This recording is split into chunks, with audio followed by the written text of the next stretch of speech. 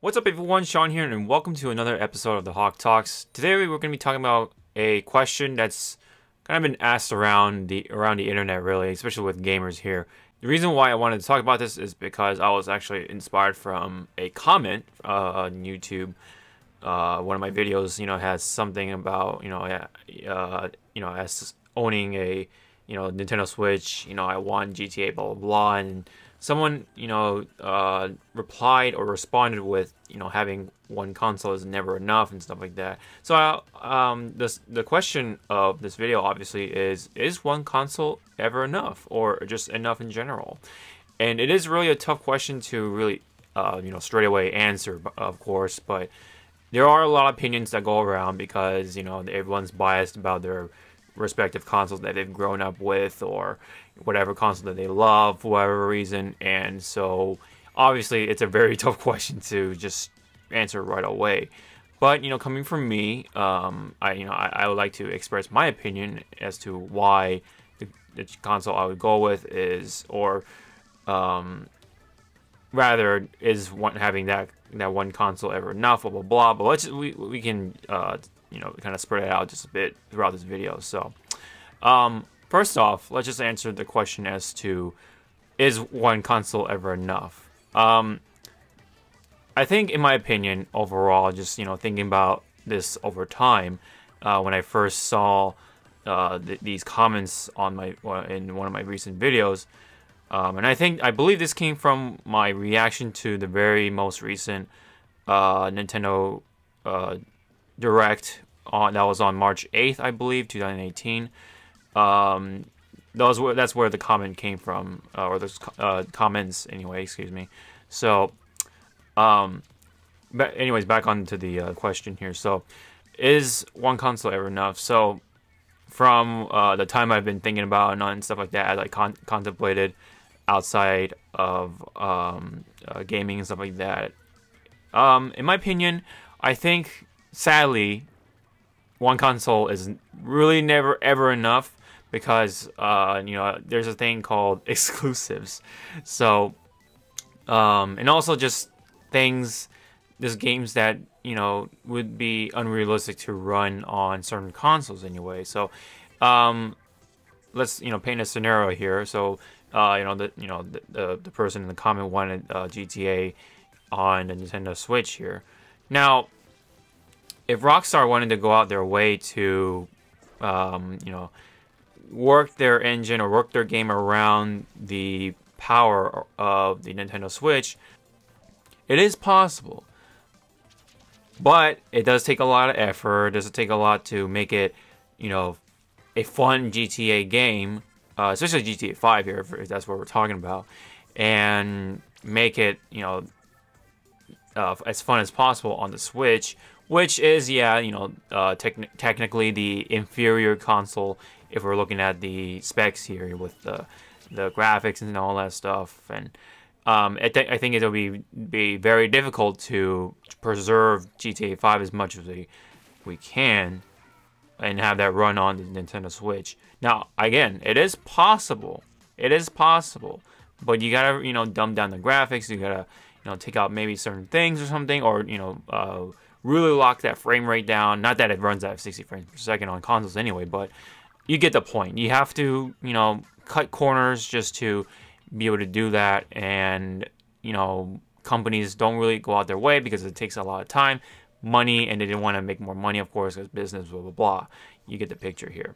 So, for now, it's looking very unlikely for right now. I mean, not that personally I would, look forward to see a GTA 5 kind of game on the Nintendo Switch. I mean, it'd be cool. Like, it'd be cool to have a, third-party titles like GTA 5 to see on the Switch here. But because of, things like that happen throughout time and time again, with other consoles, not just Nintendo Switch, but just other consoles in general, for whatever reason, blah blah blah. Whether it's just exclusives, contracts, just deals, or anything of the sort, whatever reason, games don't make it onto other things or other console systems, whatever.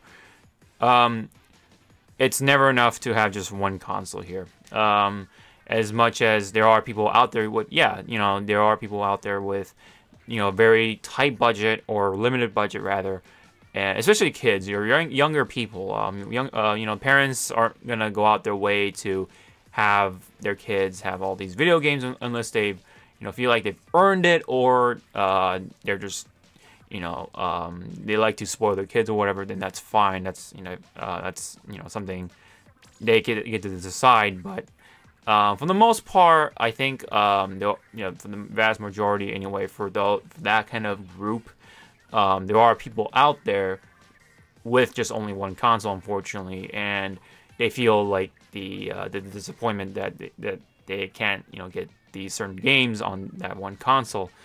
And because of that, in my opinion, again, you know, sorry to kind of go around in circles here, but it's never enough to have one console. It's just never going to happen. Like, there's never going to be that one console ever to have all the games that you want in that system. Now there are consoles where maybe you have most of the games you want on that one console. Then that's great. Yeah, that's absolutely great. That's definitely a more possible scenario. It's just a matter of, like, you know, having to kind of minimize your satisfaction for, or the need to get these games or whatever. It's just, you know, for people who, you know, want a lot of games, blah, blah, blah, who just crave just different varieties and stuff like that, you just can't really get enough out of that with just one console here. The reality is that there's always going to be exclusives. There's always going to be different consoles because, well, different markets, different companies, you know, just want to compete and try to make most money as much as possible. And you know how businesses go. It's all about competition. It's all about making the most money, selling the most units, blah, blah, blah. And they want that piece of that pie, you know, that's of console gaming here.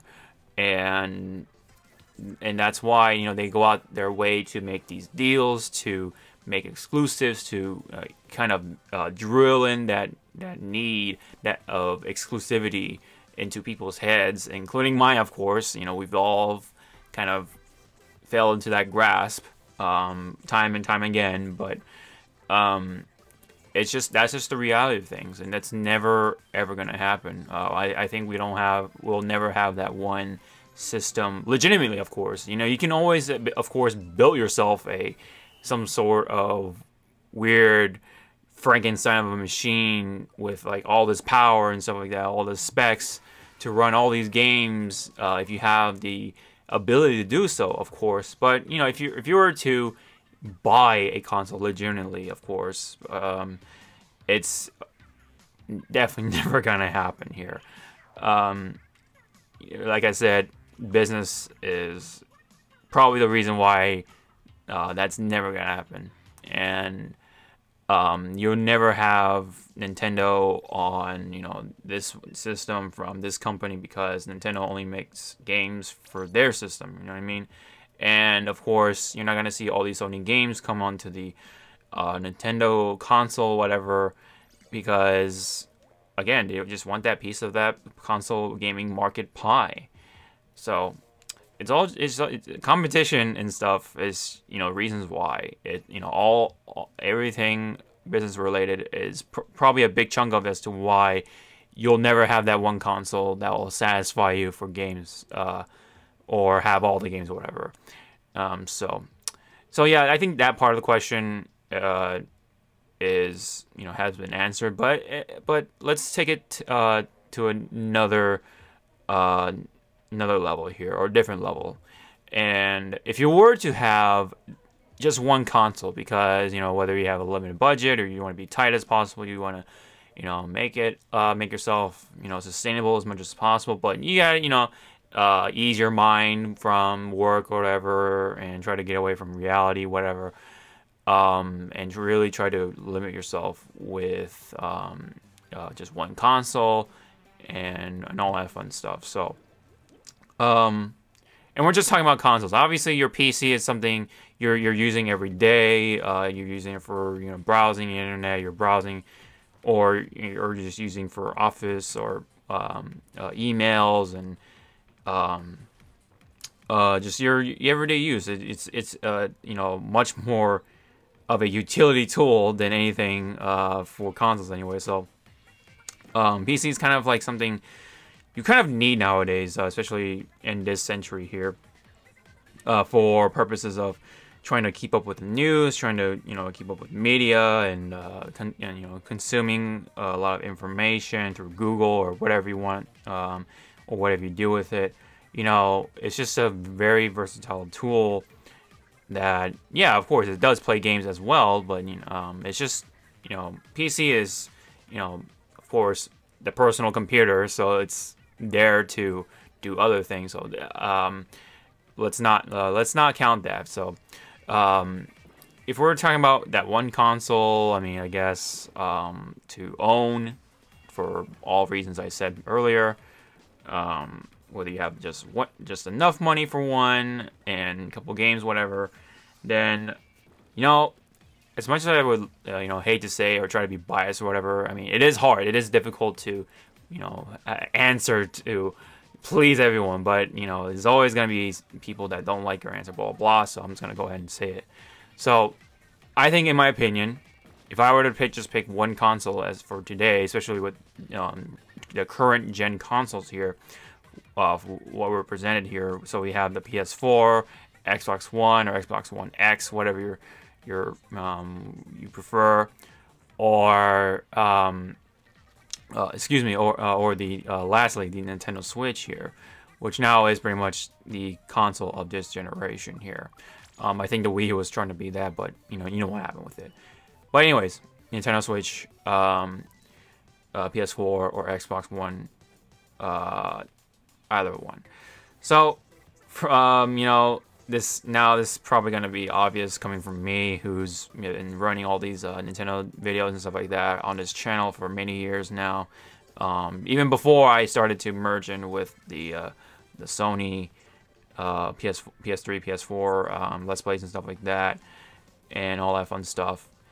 And the answer is, I think, in my opinion, I think the Nintendo Switch here is the console to go here, because of the fact that, well, now that the graphics are kind of have them amped up enough to make games pretty, you know, just like, you know, like games like Legend of Zelda, Mario Odyssey, and we have yet to see games like Animal Crossing or Pokemon. That's, you know, officially announced last year on during around E3's time frame, E3 2017. Who knows? Like, I think that game is gonna look super radical, and I think of course, Animal Crossing it's no exception. I think all those games are gonna look fantastic once they, you know, come out and become come to fruition. But anyways, yeah, the Nintendo Switch, it's got good enough graphics, more than good enough, I think, in my opinion. They're very stylish, that's for sure, and I'm the guy who likes stylish graphics, and that definitely satisfies me enough. And the fact that you can take it anywhere, it gives you that option, you know, especially if you're a traveler. If you, you know, nowadays a lot of people are trying to get into esports. You travel a lot naturally if you're on that level. So having, you know, something to able to play with that has that quality of graphics, that have that quality of gameplay and all that stuff. I think the Nintendo Switch is probably the most versatile / like fun video game console that's out there right now. And it's got that Nintendo brand, so Nintendo is that very unique specimen where you'll never ever see games outside of its own console. Legitimately, of course, there are you know, programs on the PC that can help run Nintendo games on your own PC, but obviously that's, you know, within the gray lines of illegal and whatever you want to call it. But if we're talking about legitimacy, obviously Nintendo only has their games on their consoles, and of course their games have been, you know, time and time again, legends within the history of gaming. So, you know, sorry to be sounding like very biased, but you know, I think we can all admit that Nintendo is legendary for for a lot of the accomplishments and standards that they've set for a lot of other gaming companies. So, and the Nintendo Switch, I think, is, you know, going to be one of those things that we will remember in the history of gaming as at least a pioneer of something. It will definitely be there to kind of be like a landmark to something greater later in the future for whatever it is it's gonna spawn. But point being, I think in my opinion, the Nintendo Switch is probably the fun console here. It has all the games that I think will satisfy you. You have Mario, you have Zelda, and you have you know, a good number of rhythm games. You have a number of shooting games as well. There is Skyrim, so, and even, you know, Dark Souls is coming too. There are a good number of third parties that are coming to the Switch, and just the fact that you can take it anywhere is, you know, such a great option. It's such a, and it executes that portability so well, so far anyway. You can probably hear it from anyone you follow on Twitter that travels a lot. They bring their Switch and just playing around, stuff like that. And not to mention, the fact that you can take games like Smash Brothers and take it anywhere, and you can, you know, hear people talk about that they can, you know, warm up or grind or train or just kind of keep up their skills or whatever so easily just by, you know, playing with their Nintendo Switch here. So it's just so versatile, and it does gaming really well. It does portability really well. Now, unfortunately, I think the big missing piece of the puzzle here is Netflix. I think if Netflix gets added in here, it's the perfect portable gaming system. I don't know why Nintendo hasn't been on that. It's been on the Wii U, and it just baffles me as to why they haven't even had the audacity to push Nintendo Switch with Netflix on there available. And it actually surprises me quite a bit here as to why we don't have Netflix even now.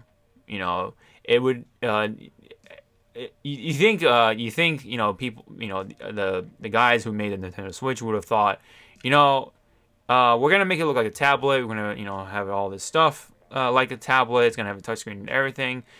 And they never really thought about what they do on their tablets a lot, and that's watching Netflix, watching videos, watching things on a tablet, and something like that, you know, never occurred to them. I think is pretty baffling. So I don't know. It's just kind of boggles my mind a bit that Netflix isn't still on the Nintendo Switch, and there hasn't been even any confirmation now that they're gonna bring Netflix to Nintendo Switch. We don't know what's going on. Maybe there's plans. Maybe there's something that they're gonna do with that online service they're gonna put out finally within fall or something. Maybe, I don't know. It might be part of that exclusivity. I have no idea. But I think that could happen. But I mean, it's not. I mean, it wouldn't be a problem for me. I mean, because the online plan isn't going to be too expensive. I think it's going to be around $25 from what I remember. So it isn't all too bad either.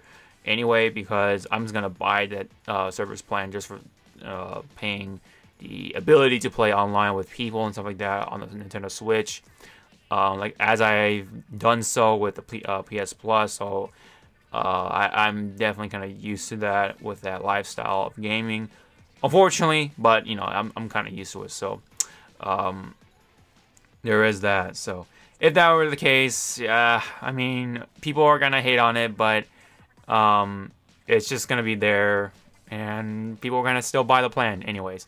But so yeah, anyways, back on the thing. I think, in my opinion, I think the Nintendo Switch is probably the one console you want to own, and then the PC can just fill in those the rest of the gaps with all the first-person shooters you want to play, like Overwatch and Call of Duty and what have you, all those first-person shooters, and also all the other indie games that make it onto the PC, but not quite on all the other consoles like PS4 and Xbox One. I mean, the PC really does have unique games in its library, especially on Steam and just anywhere else really, wherever else they distribute it.